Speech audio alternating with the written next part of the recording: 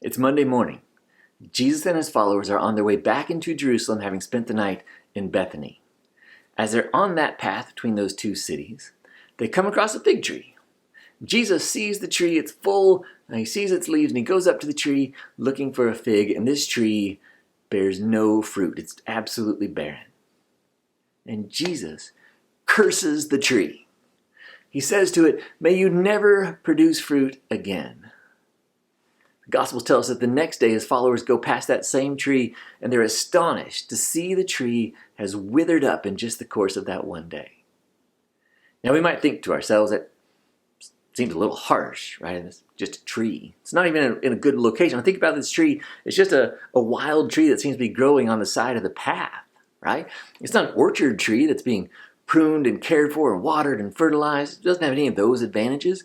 It's not even a yard tree that's at least being looked after every once in a while. It's just a tree that's sprouted up, that nobody's paying attention to, that nobody's taking care of. It doesn't have any of those advantages of all the normal trees, all the other fig trees that are out there. But Jesus says, you know what? It doesn't matter. You have one job, fig tree. It's not to be pretty. It's not to grow leaves and look nice. It's to make figs. It's Palestine in the spring. Fig trees in Palestine would produce their leaves first, but then immediately after their leaves show up, the figs show up. So as Jesus sees the leaves, he expects, if the leaves are all bloomed, there should be fruit. And he gets up to the tree, and there's nothing there. Right?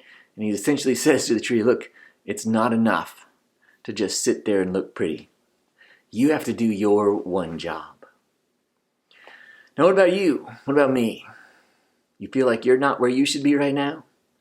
You feel like things right now are not the way they have been at other times? Like maybe you don't have some of the advantages in producing the fruit in your life that you otherwise would? I think Jesus would say to each of us, you know what, you have one job.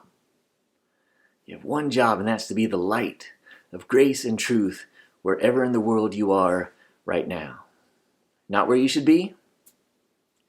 Still have one job. Conditions aren't what you're used to. You have one job. Life not going the way we expected it should go, you have one job.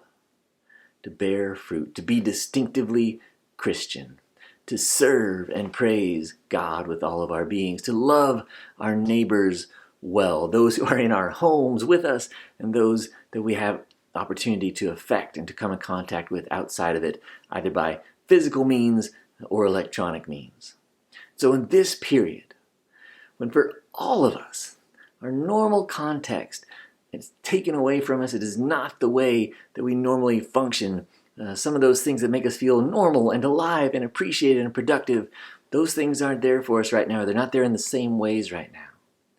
May we all remember that we have one job and it is still exactly the same as it's always been. And may we find creative and fresh ways to be exactly who we are created to be, to pursue God with absolute abandon, and to love our neighbors in fresh and unexpected ways.